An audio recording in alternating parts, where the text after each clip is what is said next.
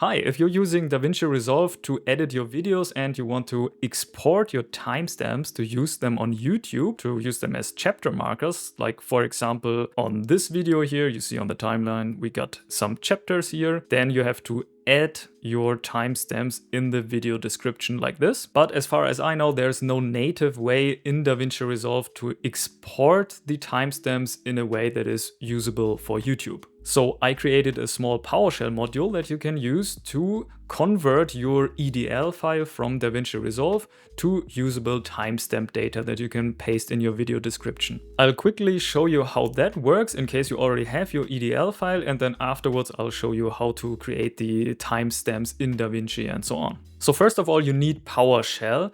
Under Windows, it's pre-installed as Windows PowerShell, which is a bit outdated, but it works. And under macOS and Linux, you can install PowerShell 7, and you could also install PowerShell 7 under Windows. I will not go over how that works. I just assume you have PowerShell on your system. So after you launched your PowerShell, you can type install ps resource and then DaVinci timestamp. If you're on Windows PowerShell, you need to probably call install module instead because it doesn't know install ps resource.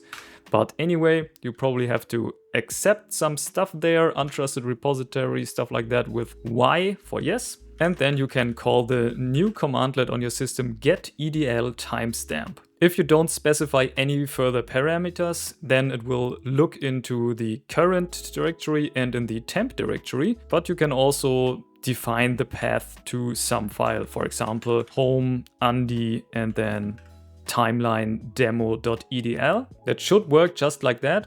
But if your file path or your file name has a space in it, then you need to enclose the path in quotes. If there are no such things, then it's optional. So I just pressed enter to run the command, and then I got my timestamps here and I can copy them and paste them in the video description. And here another time, without any parameters, it found the same file and I get the same timestamps. So that's the basic how my tool is working. And then if you don't know how you can create these timestamps in DaVinci Resolve, then let's switch over to that again. First of all, I would recommend that your timeline starts with 00 instead of 01. You can configure that for an existing timeline if you switch the starting code. For example, here it is still 01. And I can switch it to 00. You can also configure that as a default for all future timelines that you create in the DaVinci Resolve menu, then Preferences,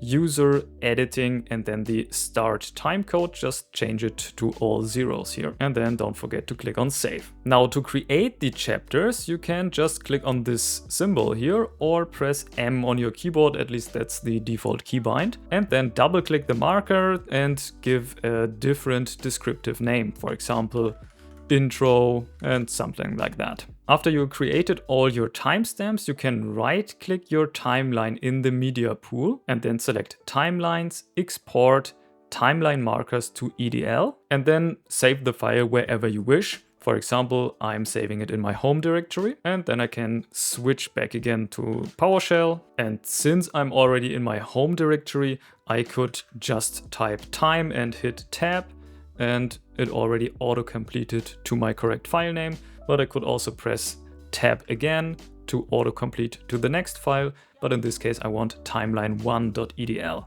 And here are my timestamps. Cool. And these are the basics to the tool that I wanted to show you. And I know there are other tools out there that can accomplish pretty much the same.